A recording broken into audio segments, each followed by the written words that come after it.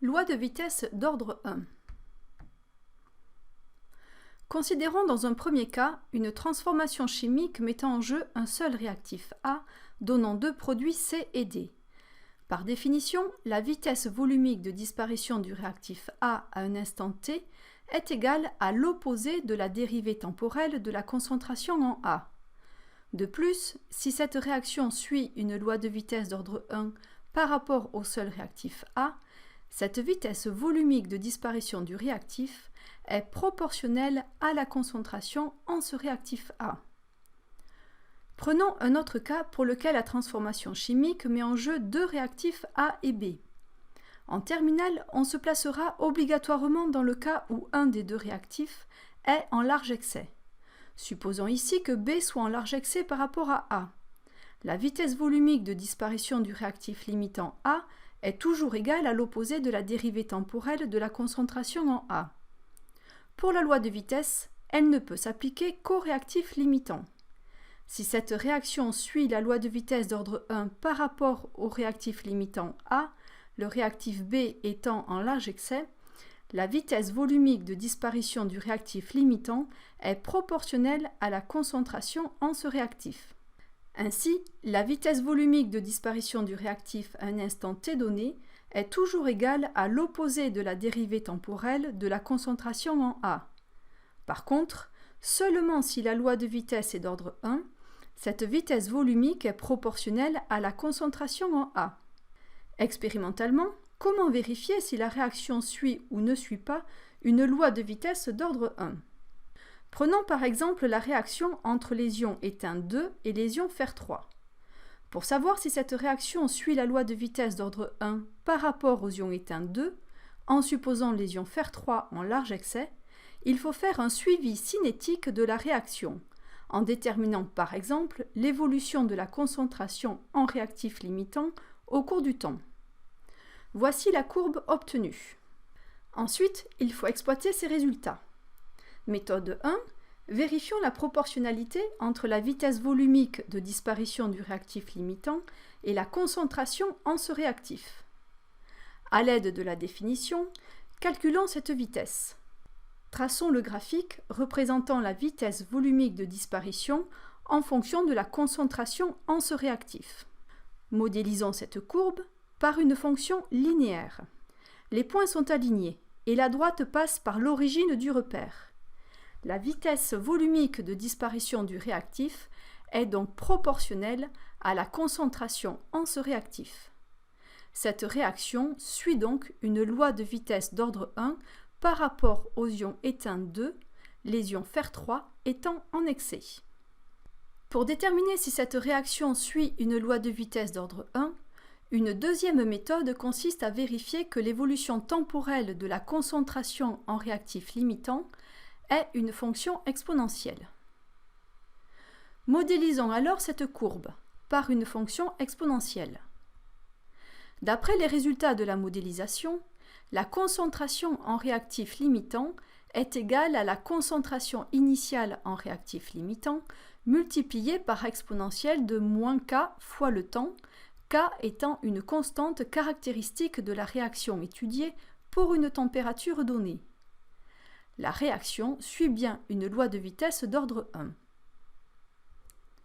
Une dernière méthode consiste à vérifier que le temps de demi-réaction est indépendant de la concentration initiale en réactif limitant.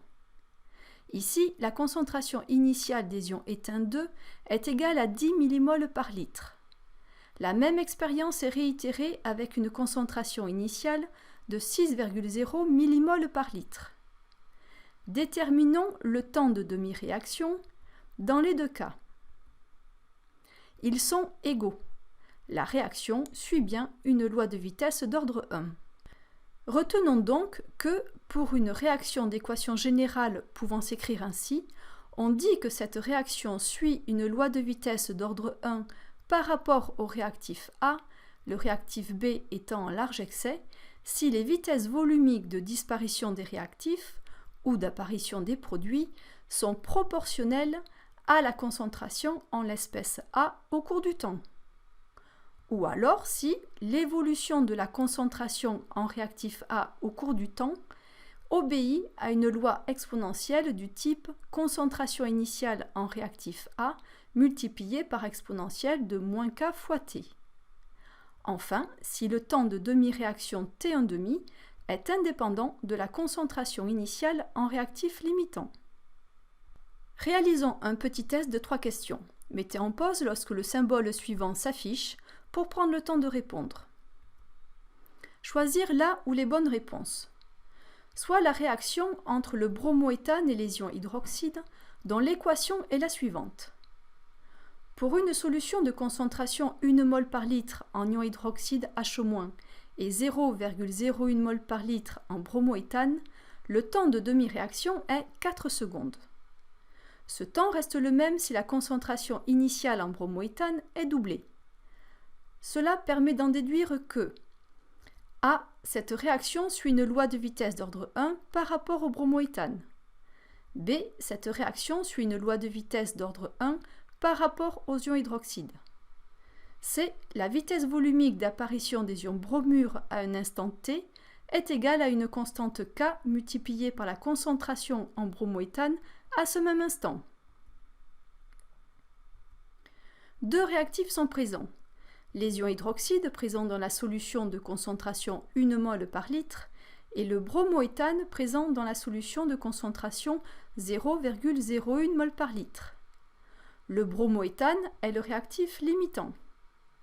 Par ailleurs, le temps de demi-réaction reste le même si la concentration initiale en bromoéthane est doublée. Cette réaction suit une loi de vitesse d'ordre 1 par rapport au bromoéthane.